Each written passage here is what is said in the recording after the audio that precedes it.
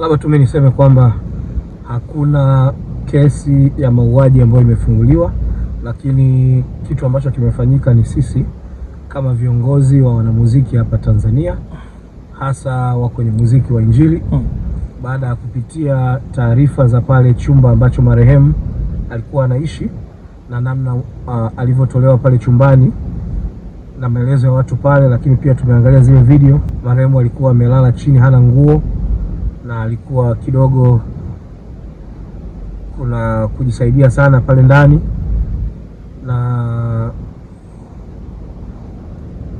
baadhi ya vitu vingine ambavyo siwezi kuvisema sana hapa sasa hivi.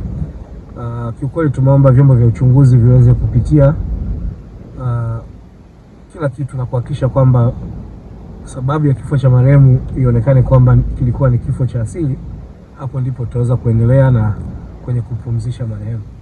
Kwa mpaka sasa vyombo vya uchunguzi vinaendelea na taratibu kwenye kuthibitisha hilo. Kwa hiyo wao wanafanya kazi, sisi tumetoa taarifa tu kwamba tuna mashaka na namna ambavyo mwili wa marehemu umekutwa.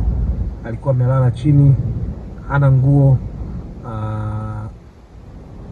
Kwa hiyo ni kitu ambacho kiukweli kabisa tumesema ni Mtanzania mwenzetu huyu, hatuwezi kuacha akaondoka tu hivi hivi bila kujiridhisha. Kwa hiyo tumeomba vyombo viweze kufanya kazi. Kwa hiyo tuseme tu Watanzania waendelee kuwa vumilivu kwenye hiki kipindi ambacho tupo, ili tuweze kujua chanzo ni nini na alikuwa na nani, wanafanya nini.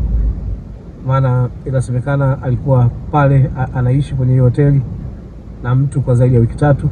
Kwa hiyo vyote hivyo tuache, kwa sababu vipo kwenye mamlaka. Ni hayo kwa sasa. Alikuwa ni mwimbaji wa nyimbo za Injili, na niweza kusema hapo tu, alikuwa mwimbaji wa nyimbo za Injili na ni Mtanzania, na sasa amekufa.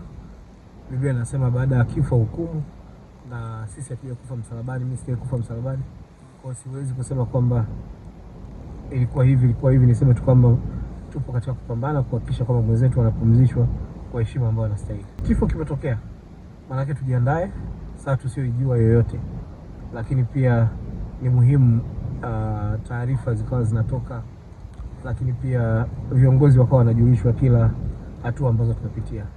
Nisema tu tutamkumbuka sana Irene, alikuwa na msimamo katika mambo anayoamini. Bwana alitoa, Bwana ametoa.